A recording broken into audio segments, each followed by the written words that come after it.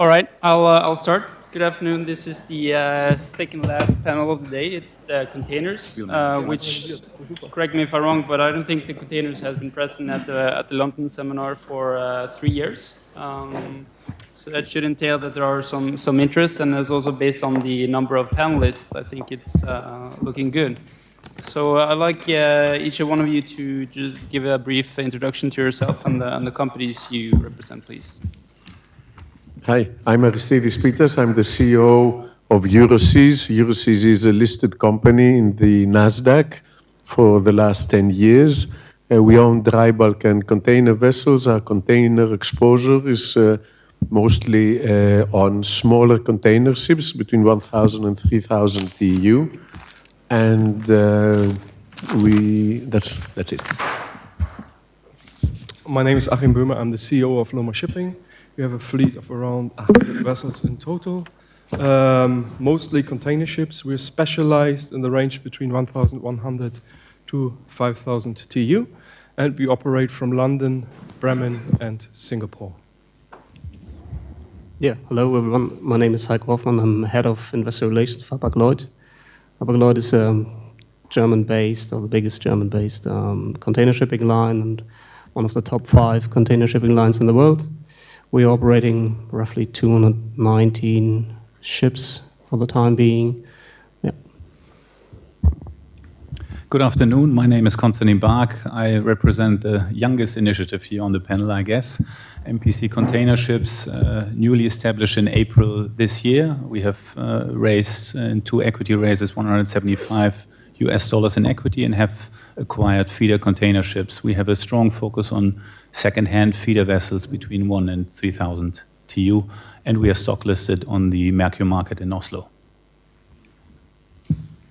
Another new entry into the container sector. My name is Ted Petrone. I represent the Navios Group. We own 160 vessels. We manage about 200. Simply put, we thought the container market was oversold last year because a lot of the bad news. We thought the supply and demand fundamentals were actually turning positive, which they have. Many of you know we stepped in and bought some 4250s. We're very happy with the asset class, and we're very happy to be involved in the container industry. We think we're at past cyclical lows, and we're prepared to ride it up. Hi, I'm Youroukos. I'm the founder and managing director of Technomar Shipping, a managing company that runs a fleet of 65 ships, split between containers and bulkers, almost 50-50. And also the CEO of Poseidon Containers, which is a joint venture between myself and 2 other private equity firms, which formed the company back in 2010. And we run a fleet, the whole group of about 25 ships, mainly the larger sizes. We start from 2,500, but we're focused 80% on post-Panamaxes. Perfect. Thank you, guys. So as a quick backdrop, the container market for the last couple of years has been, horrible. And I guess everybody's been trying to identify the famed light in the tunnel. But as we stand today, I think it's reason to be a bit more optimistic. We have gone through 10 years of 8% average fleet growth. The order book now is around 12-13%, which is the lowest in 20 years. We have seen the liner industry return to profitability. In 2Q, 13 of 15 of the larger liners had a positive operating margin, which is the first time since 2015. Also, we have seen the charter rates move, in excess of 40% for the smaller ships, and we have seen this big wave of consolidation with the 3 remaining alliances controlling, in essence, more than 80% of the market. And we have seen very high demand growth year to date, with around 6 to 7%. So, taking a bit more, cautious view, you could say that what we have seen this year resembles a bit 2015, where there's also was a bit of an uptick in freight rates and charter rates, and then it turned a bit sour again. So I wanted to ask each and one of you, do you think that this time is different, or are you afraid of a bit of a downturn again in the latter part of the year? So maybe George, starting with you. All right. No, I believe that the demand is sustainable and is there. It's not just this year, the demand. Demand was last year as well. Unfortunately, it was not clear because of the consolidations and bankruptcies in our sector, in the containers. Last year, we had 40% of the liner companies consolidate. And once two liner companies consolidate, they end up needing less ships. So if you have a company with 100 ships and another company with 100, the joint company will not need 200, will need less. So during last year, we had two bankruptcies, I mean a real bankruptcy and a semi-bankruptcy by HMM, which created also an abundance of unnecessary tonnage in the market, surplus tonnage, and all these mergers. So in any other industry, if you had all these mergers and in internal increase of tonnage, because that's what happened, we had a lot of surplus ships coming out into the market, you would have a total crash.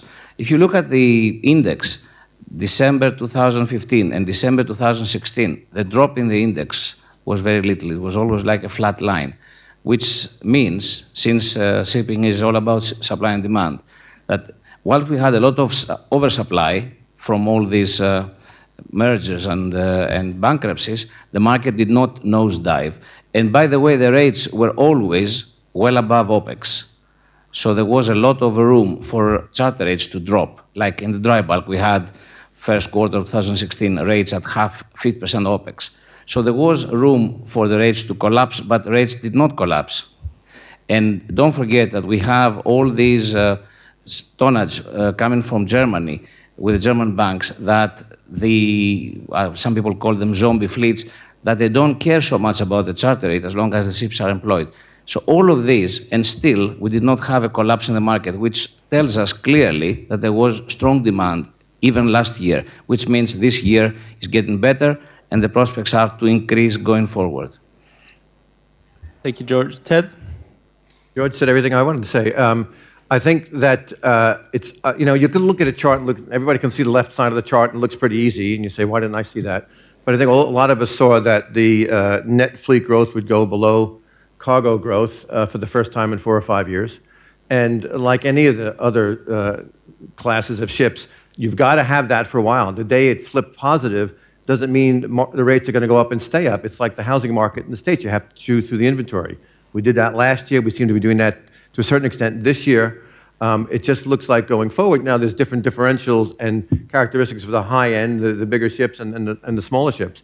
But overall, listen, every year, you can go back, whether it's containers, tankers, or dry, general rule of thumb, cargo growth is underestimated at the beginning of the year, and fleet growth is overestimated. It's always been the case. It always will. Somebody needs to explain to me why that happens. But I think that's good because it keeps some people from stepping into the market. And it looks like to us, for example, on the 4,000 to 5,000 range, I've never seen negative fleet growth, really, in the 40 years I've been doing shipping. Negative fleet growth, and if the world growth can be 5.1, it looks like it's going to be 6-7% on where the trading routes that they fell into. So we're very excited about where we are, but we're also very excited about the supply and demand fundamentals for the rest of the container field. Thank you. Constantin? So I think the gentleman already touched on various aspects on the demand side and net supply side. I think just to add a few elements which I think will be preventive from a lot of new building orders in the especially smaller size segment hitting the market is actually the new building price that we see at present and the economic rationale behind a new building in today's market. So rates really need to come up in order for a new build, especially in the smaller size segment, to make economic sense. That is one part to the story, and the second part is, of course, the availability of financing. I think, in particular in the container sector, that has changed. Of course, there's yard financing available from Chinese yards, but still, my first argument applies. So you will definitely need to have a very strong judgment call on where rates will develop in order to actually contract a new building at today's price levels. So I think the demand side, I think we should all feel comfortable in the growth scenarios that we anticipate going forward. But also on the supply side, I think there is a, let's say, prohibitive mechanism when it comes to new ordering activities related to new building prices as well as where rates are and the absence of finance. Yeah, thank you very much. There's nothing much to add on what the colleagues just said. We are pretty convinced and that the demand will be stable over the rest of the year. According to Drewry and other intelligence sources, we expect 5% total world container growth. So this is a feasible figure from our perspective, though. Therefore, is nothing to add from my perspective. Maybe, as a lot was said here about supply and demand, I can touch on something that I do find quite amazing. That's a complete reshaping of the container shipping industry, which we've seen in the last years. As you know, it's 3 different players. It's the shippers, it's the liner guys, and it's the tonnage providers. And the other 2 players have organized themselves and created, let's say, a control of the market that was unheard of before. And it's very interesting to see what's happening now on the tonnage providing side and how the tonnage providing end of the market, which is unfortunately the tail end, is going to organize itself. And that's something we have to closely follow. And if I may just add one figure, I think we're close to a tipping point in supply and demand with, if you look at the bracket between 2,000 and 3,000 TEU, there are only 18 ships available today in the world, out of which some are in cold layup. And you tell me how fast you reactivate these. So I think we're at a very, very interesting point in the container shipping market after many, many years of suffering. And yes, the rates have not gone below OPEX, but there's a reason for the rates not having gone below OPEX, because as you know, in container shipping, you need to sail as per schedule. And the shippers do want the cargoes to be at a certain time in a certain port. And if you're always paying less than OPEX, which we had, as you might remember, 2015-16, yes, vessels do break up. There's no maintenance. You might have a crew on board who cannot speak proper English. And that is going against their schedules. And that was well noted. Hence, you see a certain flaw that's not broken at the moment. So, but it's very interesting when the tonnage providers are going to be in a position to control a bit more from their end. That's interesting. Maybe, Aristides, I can ask you a different question. So, I was about to say that asking the same question to everybody makes it difficult to answer, but there is 2 points that I wanted to add, because I've been here since 2010, and we were one of the companies that made the mistake or think that it was a good opportunity to invest in 2010-11, expecting that things would happen as they did happen in 2015 and to see an improving market. But that, as you said, failed, and it failed quickly. But why did that fail, and why do I think that this will not happen this time over? It's 2 main reasons. One is that demand crashed really between 2015 and 2016, which was against what everybody was forecasting, and that was global GDP growth was much slower than what was expected at the time. Now it's growing at a faster pace than what has been expected. So if we can reasonably assume that we're going to have pretty robust demand growth, this is one thing that we didn't have, and that's why we had the crash in 2015. And the second thing is that we had this over-ordering of huge vessels, which started with Maersk thinking that they would crash the market by ordering all the very big ships, and nobody would be able to follow, and all the liner companies had to follow. And suddenly we had an influx of new huge vessels, which was huge, unexpected, and resulted in the crash, because at the end of the day, the container market, because of the cascade capacity, can cascade, and it doesn't really matter if you have a small ship, a big ship, or a bigger ship. They all go in parallel. Not exactly, but there is this interconnection. So these 2 things that happened and caused the market to drop in 2016 and 15, middle 15 and onwards, I don't see them happening again. And I won't repeat all the other things that everybody else said, but the market looks good. perfect. So maybe touching on what Achim said, I mean, 5 of the 6 panelists are, what we call the tonnage providers. And that market is much more fragmented than what the liners has been now. So Achim, do you think there are room for consolidation also amongst the the tonnage providers? And are you afraid that the kind of the discipline amongst these guys are is hard to grasp? Now, as I said, we see a reshaping of the market. So the way the liner guys have organized themselves, why should the tonnage providers not do the same? Because it's for their benefit. But we have to take into consideration that whenever something like that was started, I don't know who in this room remembers the pools in Germany in 2010, but that was immediately smashed by the European Shippers Council. And I found it quite interesting that liner guys are allowed to control over 40% of the market, whereas small German owners controlling 10% are seen as a real threat to the industry. I guess in the wake of the decisions that have been taken on the big consortia mergers we've seen, or the big consortia that have developed, that the tonnage providers also might be seen in a different light. I think something definitely will help happen there. Sorry. And I guess, it's not something that we read a lot about, but there are, tonnage providers controlling, hundreds of ships, right? So it is changing, but I guess it's taking a bit more time. So Aristides, what do you think the future holds for the tonnage providers? Do you think they will need to get bigger in order to serve, larger clients? To me, it's not extremely relevant.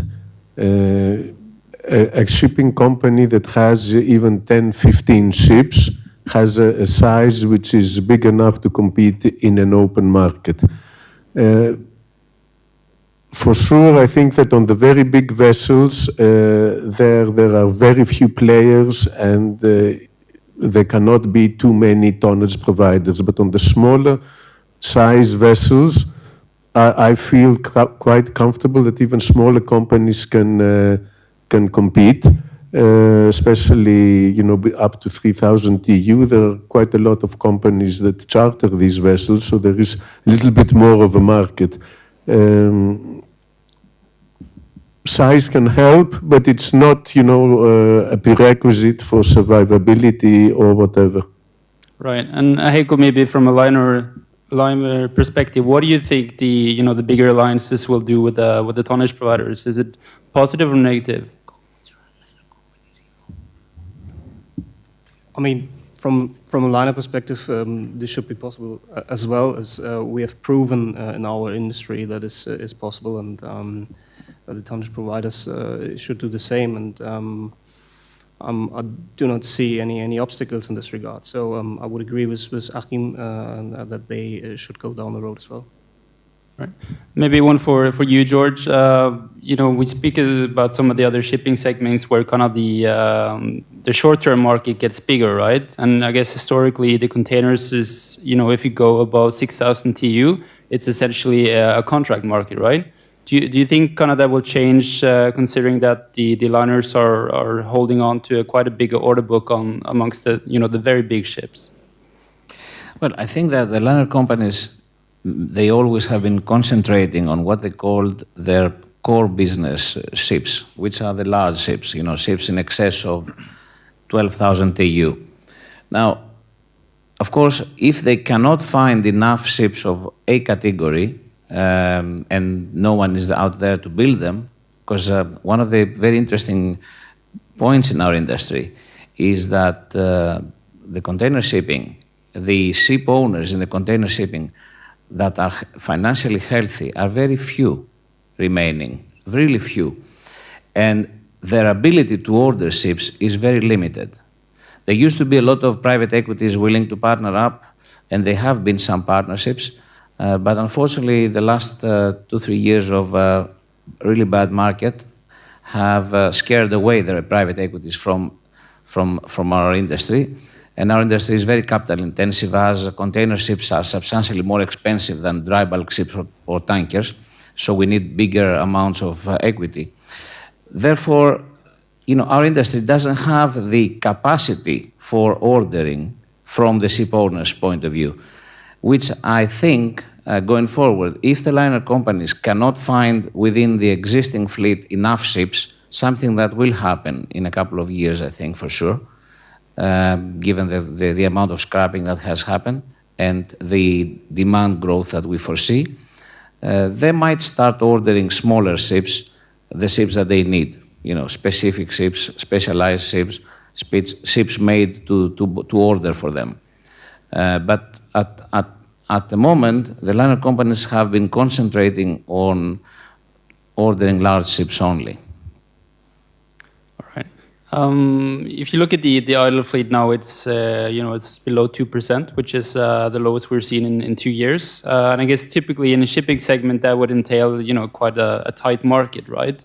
But if you look at the charter rate for the Panamaxes, it still entails that the ones who acquired it initially is not able to service kind of the debt and the interest associated. But Ted, you've been quite active buying Panamax vessels recently, and I guess on the rates that you have now, you are actually able to get a positive cash flow. But are you afraid that a lot of the second-hand tonnage being picked up now will kind of restrain the improvements in the charter rates? Well, there's always that fear going forward of that. But I do think that there's new players coming in here with clean balance sheets and bringing down the break-even. We like to think our OPEX is one of the lowest, whatever the class of vessels is. I do think there's going to be an overhang. I think you've got maybe ships that are sort of, if they're not idle, they may be a bit underemployed. So as the market moves up, you may see it move up in plateaus where it jumps and then some ships come back in. Listen, we took ships out of cold layup and we moved them within 2 months back to full service. So there's some out there that can be done and you'll have plateaus. So you'll have a series of, I think, higher lows going forward as the graph goes that way, but it'll plateau because you'll still have ships come in, they'll be consumed, you'll move up again, some will come back in. It'll be an odd-shaped recovery here, certainly on certain sizes. Right, and Constantin, you've also been quite active in the the second-hand market. What's your expectation for the charter rates for the vessels that you have? I mean, we expect rates to remain volatile throughout 2017 and 2018. However, we expect rather sideways movements as far as the rates are concerned. I mean, we have seen basically in March, April this year, with the first effects of consolidation on the liner horizon, that rates were bottoming out throughout basically all segments in the container space. And they have softened a little bit. We think that towards the end of this year, we will see slightly lower rates, but not below OPEX or post-crisis levels or during crisis levels.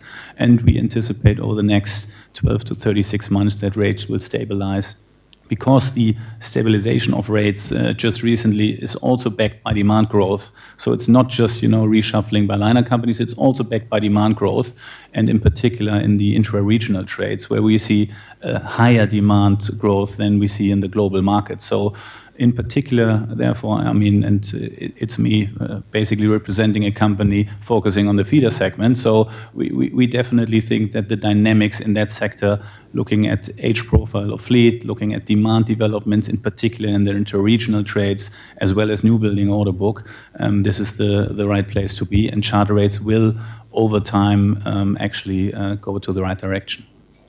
Right. Maybe switching gears a bit on the asset prices. I guess many draw the analogy to dry bulk last year, where there was a very large discount to new build parity. Then that is also the case on the containers. I guess the main difference is actually that a lot of the second-hand tonnage you're able to buy now, you can rent out and actually make a decent cash flow. If you bought a Capesize last year, you were burning, the rate were around $4,000 a day early in the year. Aristides, if you had money to spend, which segment would you find most interesting? Well, we just announced today that the Euroseas bought 2 feeder container ships and has an option to buy another 2 feeder container ships. So we just answered the question today with the acquisition of these feeder vessels. I totally agree with Constantin that this is a sector where you can still buy very cheap assets and where the demand growth is going to be even bigger than what it is on the bigger sizes. And there is nothing being built. So it is an area that we believe will do much better within the next couple of years.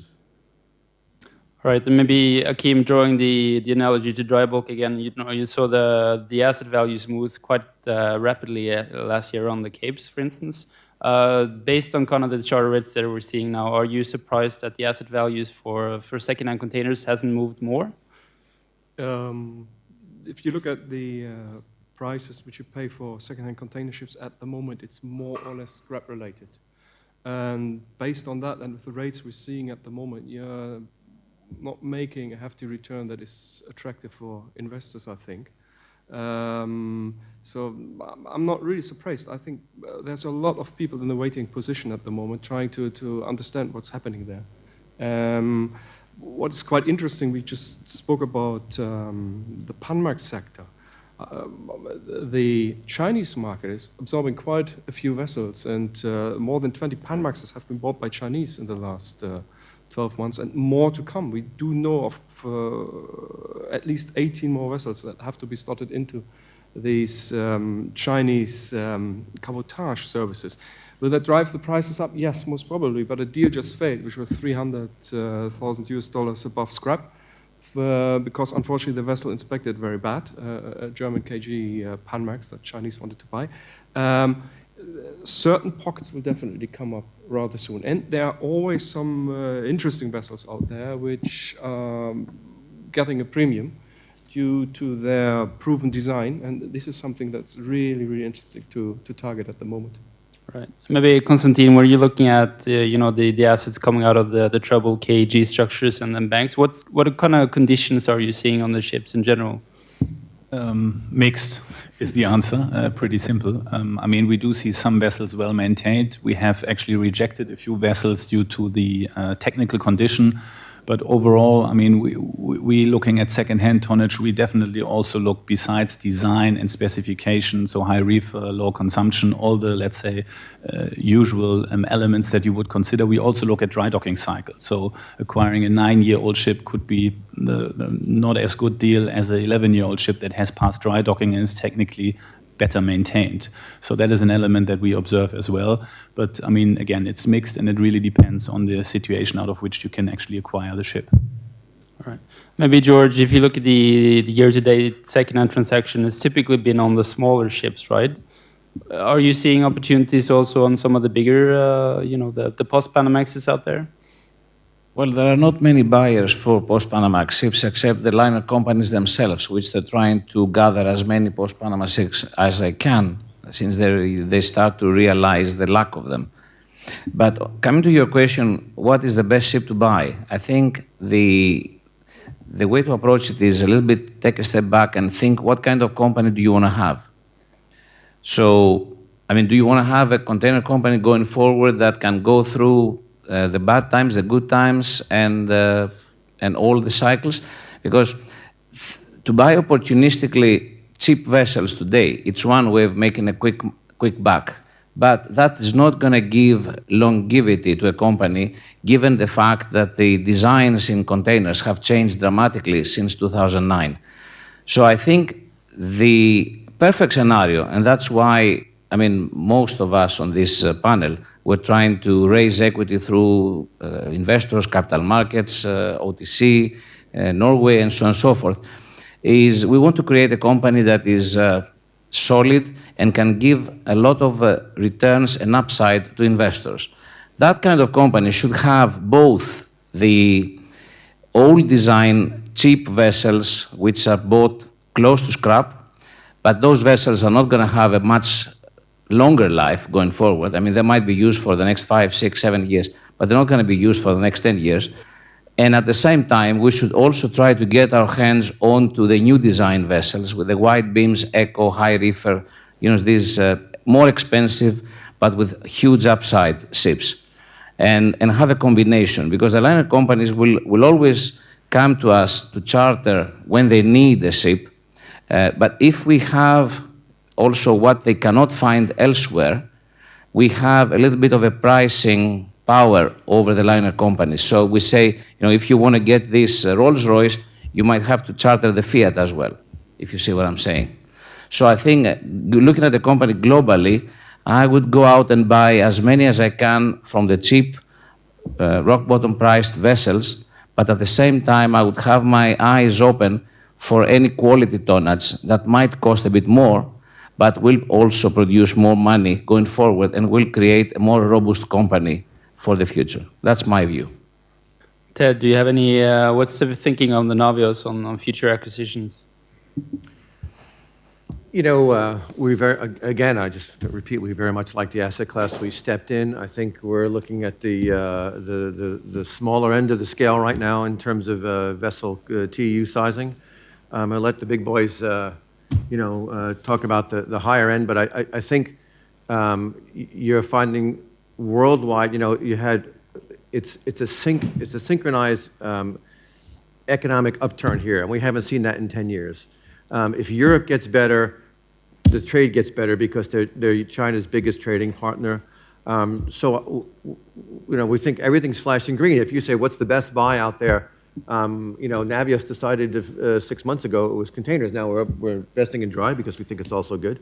But we think overall, a lot of the order book is at the high end. So we like the supply and demand fundamentals on the low end. I think you have the southern hemisphere. You've got to industrialize. They've got to urbanize. And once they do that, right, dry bulk builds the cities. Then you power them with the tankers. And then they need, as they get more economically viable and prosperous, they start consuming more finished products. And so that's what's really happening now. And we think that's a secular trend that's going to continue. Right. Maybe picking up on the trade side. I mean, it's been very strong numbers here to date, even in China and in Asia. Aristides, what are your main drivers? What's kind of the explanation here? As I said before, hello? As I said before, we had this drop in global GDP growth in 2015 and 2016 relative to expectations, and this year we have had a world that is growing at a much faster pace than what we expected previously. This has happened for various reasons. One of them was the lower commodity prices everywhere, which triggered people to invest more and to build and grow cheaper. I don't see that this is going to change quickly. So we feel that the drivers are there to continue unless we have a political change or something political happening, North Korea or whatever, which you can always expect that might happen in shipping at some point. The world seems to be growing at a very solid pace, and we like that. Maybe you, Constantin, you have a lot of the fleets employed on the interregional trade, so the intra-Asia, the Caribbean trade, and the African trades. What's kind of your main concern there on the trade side? Well, of course, I mean, a few points were just mentioned by Aristides. I mean, if we see a big event hitting the global sphere, then we are, of course, all impacted by that. I think the biggest threat is, of course, the future of China. I think the growth or the significantly higher growth this year compared to last year is a result of the stimulus as well. We need to look at the US and the way the gentleman there is handling the, let's say, protectionism and all kind of elements that will impact global trade. But in general, I think the intra-regional trades, they have proven to grow significantly higher than the rest of the market. So I think as long as the global market is actually growing, we will actually see a favorable, more favorable trade growth on intra-regional trades, and that applies to the coastal trades in South America, the Caribbean, but of course also intra-Asian trades. Right. Okay, maybe another fear is always the supply side, right? 2015 was the last year where there was a lot of ordering, but this year there's been some talks on CMA and MSC going back to the yards. Do we need the new ships? From my perspective, of course, clear no. But the interesting point is that in the last 1.5 years, over 300 vessels have been scrapped, container ships, and only 200 have been delivered, so 50% less. But unfortunately, the capacity of the vessels that have been delivered is exceeding what has been scrapped by 50%. I do think we have a clear two-tier market, and I don't mean diesel electric engine, new building, wide beam, high reefer vessels, but I do think there's a clear distinction now between 5,000 TEU below and above. Meaning, Everything above 5,000 TEU in the future, at least I do think, most probably comes under completely new structures. Most probably, like in the aviation industry, you might only see leasing there in the future. And if we as tonnage providers have a nice dinner with one of the liner boys and they're offering us a full payout 10-year time charter, fine, of course we would do it. But ordering these on specs, there's no chance. But what I've just said is with the vessels that have been scrapped and the vessels that are going out, coming in, these are only the big vessels that are in demand by the liner guys for certain trades. Whereas below that, and you touched on that, Constantin and Aristides also, and also George said it, I think it's very important from our perspective that where we are, 70% of the tonnage is still controlled by tonnage providers, only 30% by the liner guys, and these smaller trades have a lot of wear and tear, they need a lot of operations, and not everybody wants to do it, and there's definitely a future for liner shipping. And with more cargo coming, with all these big ships being delivered into their services, they can speed up their services, they can slot in an additional ship. That cargo then has to be transported in the mid and short-term haulage, and that is going to be done by us, and that's perfect news for us, because that means demand. And there's not a lot out there that can be shouted in at the moment in the smaller sizes. So, yeah, enthusiastic is the wrong word, but we're quite hopeful here for the future. Ted, Word. Enthusiastic was a good word. Ted, maybe on the Panamax, we've seen a couple of reactivations lately, and I guess those were a couple of the main ships being scrapped previously. Are you, and you know, the gross order book entails, you know, maybe 4 or 5% deliveries in 17, 18. Are you afraid that the kind of recovery story will be dragged out in time if there's more, you know, reactivation of cold layup ships? I think, listen, in the sector that we're in the 2 to 5, I mean, there's not a lot of new buildings. We were talking about it. This is, I mean, zero. So there's going to be some reactivation. That's fine, but we think the demand growth will outperform any layups that come back because they are the smaller vessels. So on this sector, we're actually quite positive that the demand growth will outperform. You know, world growth is supposed to be what, 5.1? They start out at 4. As I said, they're always lower. It looks like what's going into the Asia trade, Intra-Asia is going at 6.5%. Maybe might even hit 7 this year. We're not worried about it. No. We're looking for more bargains. The problem is we got a really good bargain stepping in. The market stepped up a little bit, but there's so much destruction in the landscape of that particular size. And of course, our neighbors across the water here had some problems with all those size ships. That's actually a good thing for some of us coming in. Right. Maybe a last topic on you know, the financing. I guess historically containers has been a good market for the banks, you know, servicing with high leverage and you know, gentle amortization profiles. They have been stepping out a bit, and we see the entrance of the leasing companies there as well. What's kind of the main differences on the cost of capital and whatnot on those type of deals versus the classic bank financing? Obviously, this, you know. Sure. I mean, things were much easier. Bank financing, we've touched upon it all day today. It used to be there. It used to be very cheap. It used to be very high percentage. Things have come down and become much more difficult. Smaller owners find it totally impossible to raise money. Bigger owners can still do it through these Asian banks and funds and leasing company structures. But this is more expensive than what it was previously.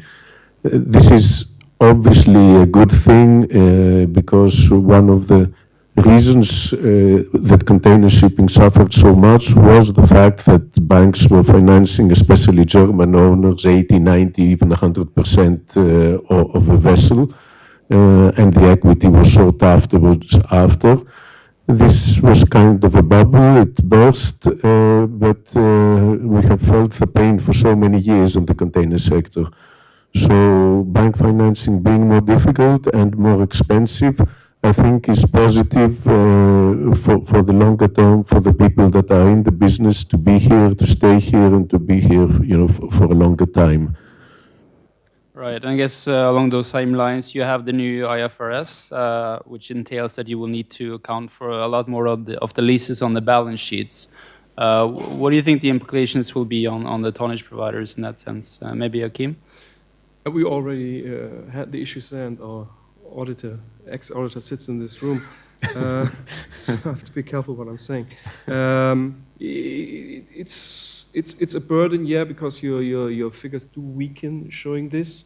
But on the bank's side, you have rather sophisticated people. In the old days, you had a nice lunch and you arranged a loan. Whereas today, you have to present even your grandmother naked for them to assess. Mm-hmm. And it takes 2 months, and then they finally agree that they want to give you a loan. So I guess they will be as sophisticated as the IFRS guys are who put that rules into place and do know how to judge it when they look at our balance sheets. Because as you know, they slot them in the systems, but they all buy their services from 1 or 2 providers, at least here in Europe. They will immediately deal with it, I hope. All right. I'm out of questions, but maybe there are some from the audience. We have a minute left. So. Okay, but I mean, it could be for the audience or anyone? Maybe not. Is there something we missed? Something we should address quite quickly? Yeah, may I say something? Yes. Yeah, all right. I guess we're here because we're facing a lot of investors. And I can say to the investors with a straight face, I have also dry bulk. I have 50% of my business is dry bulk and 50% is containers. I don't have a clue about tankers. But I guess tankers right now are not in the best shape. So you guys, if you want to make a lot of money, you should go into containers. And you should go as soon as you can, because that's not going to stay for long. Thank you. Well said, George. Well said. Very good. That's very good last word.